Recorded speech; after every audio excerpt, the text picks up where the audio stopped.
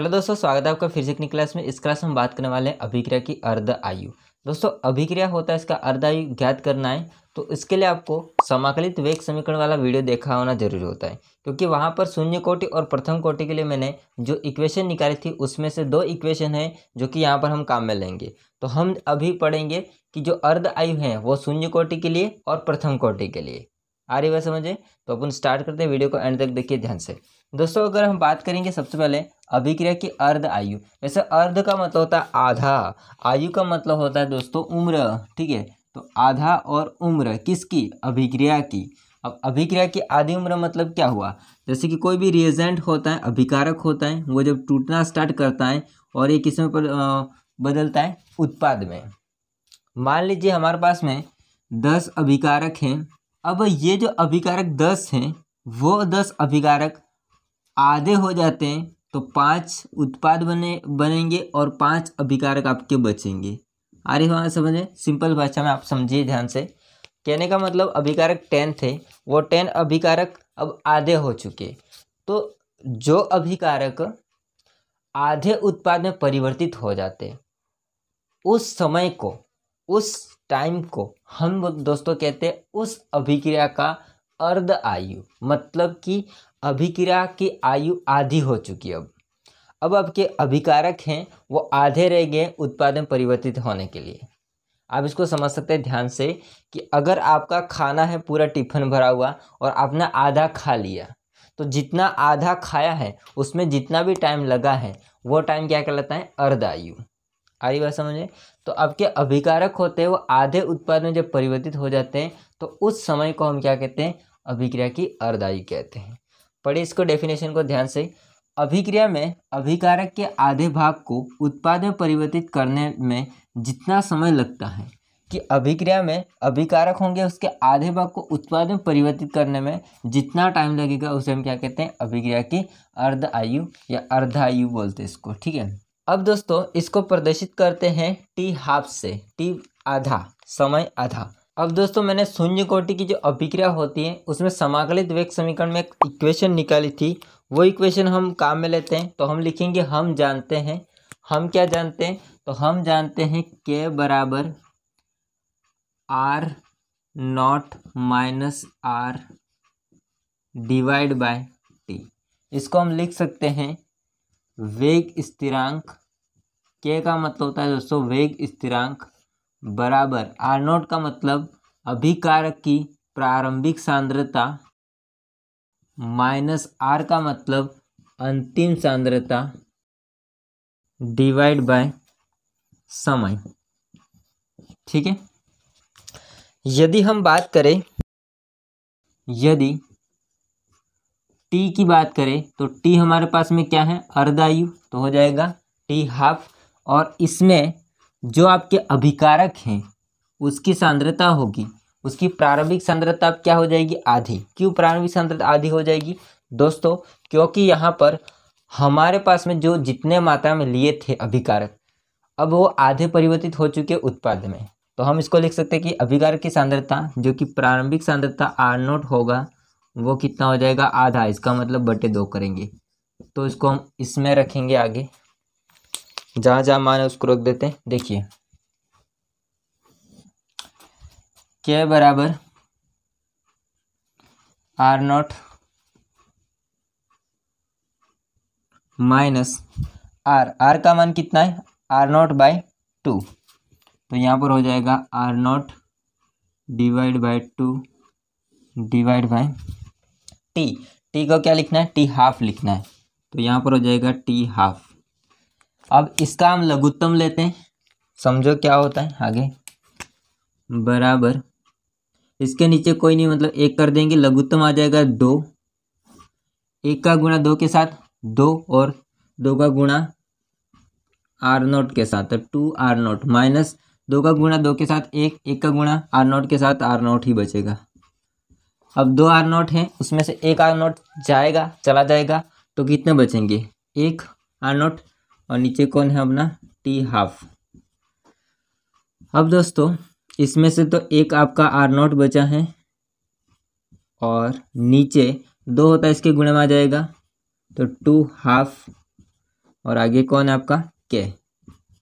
तो आपकी इक्वेशन जो होती है वो आ जाएगी शून्य कोटि अभिक्रिया के लिए अर्ध आयु काल होता है उसकी समीकरण हो जाएगी ये वाली।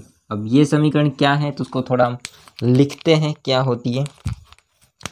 वेग नियतांक या वेग स्थिरांक एक ही चीज़ है।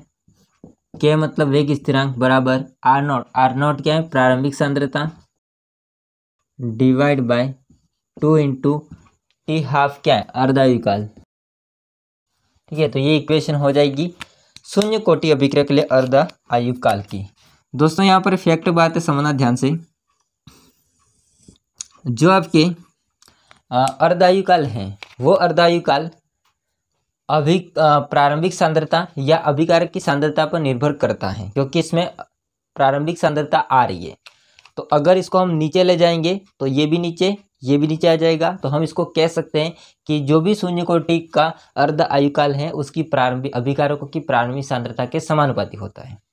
इसको हम लिख सकते हैं, क्या लिख सकते हैं कि जो अर्ध आयुकाल है आपका वो अर्ध आयुकाल किसके समानुपाती होता है प्रारंभिक सांद्रता के समानुपाती होता है।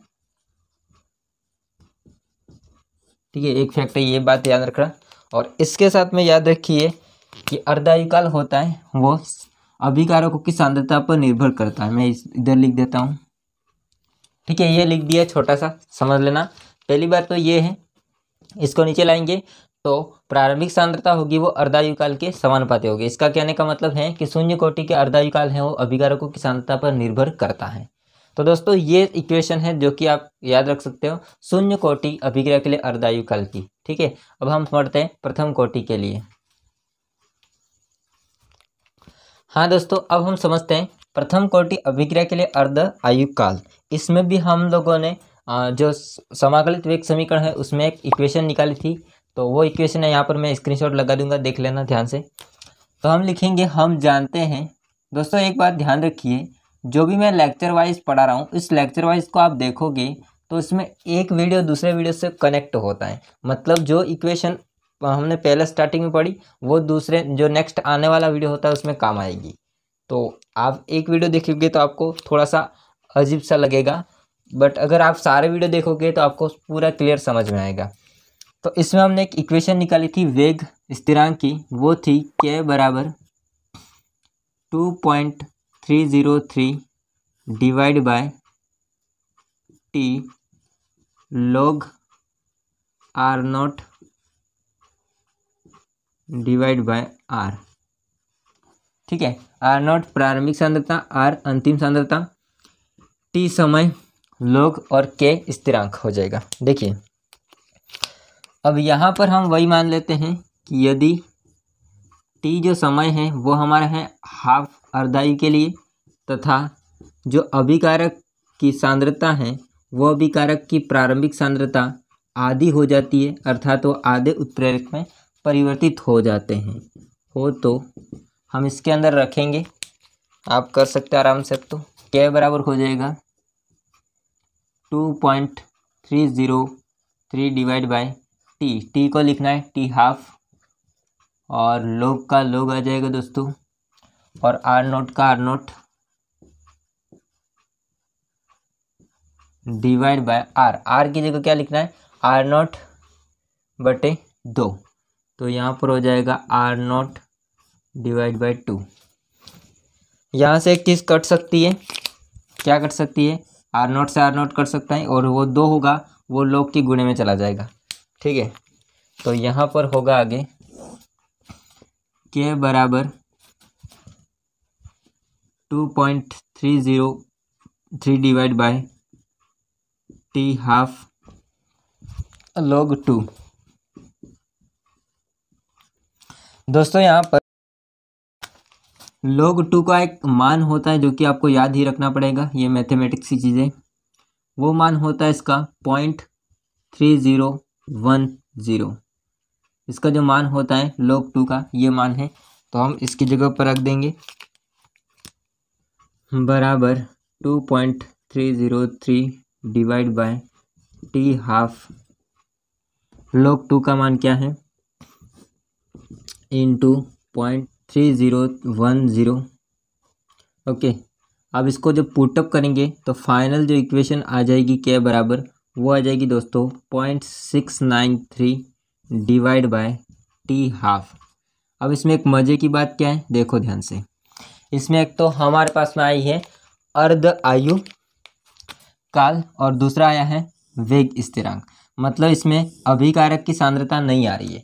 अभिकारक की सांद्रता नहीं आ रही है तो हम इसको कह सकते हैं कि प्रथम कोटि की जो अभिक्रिया होती है उसमें जो अर्धायु काल होता है वो अभिकारकों की सांद्रता पर डिपेंड नहीं करता है।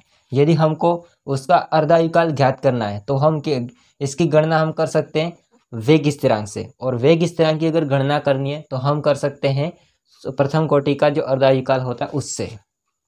ठीक है, मैं इसको लिखता हूँ नीचे। हाँ दोस्तों, इसकी डेफिनेशन है, अतः प्रथम कोटि अर्धायु काल होगा वो अभिकारक की सांद्रता पर निर्भर नहीं करता है। इसमें अगर हमको अर्धायु काल ज्ञात करना है तो हम क्या वेग स्थिरांक से ज्ञात करते हैं, और अगर वेग स्थिरांक की गणना करनी है तो हम अर्धायु काल से करते हैं। ठीक है, तो दोस्तों ये टॉपिक था आज का, जो कि था अर्धायु काल। और अर्धायु काल हमने शून्य कोटि और प्रथम कोटि के लिए देखा। इसी के साथ में इस टॉपिक को एंड करते हैं। बाकी वीडियो कैसा लगा कमेंट करके बताइएगा। वीडियो अच्छा लगा तो लाइक कीजिए, चैनल को सब्सक्राइब नहीं करके कर देना। मिलते हैं नेक्स्ट वीडियो में, तब तक ले जय हिंद, वंदे मातरम।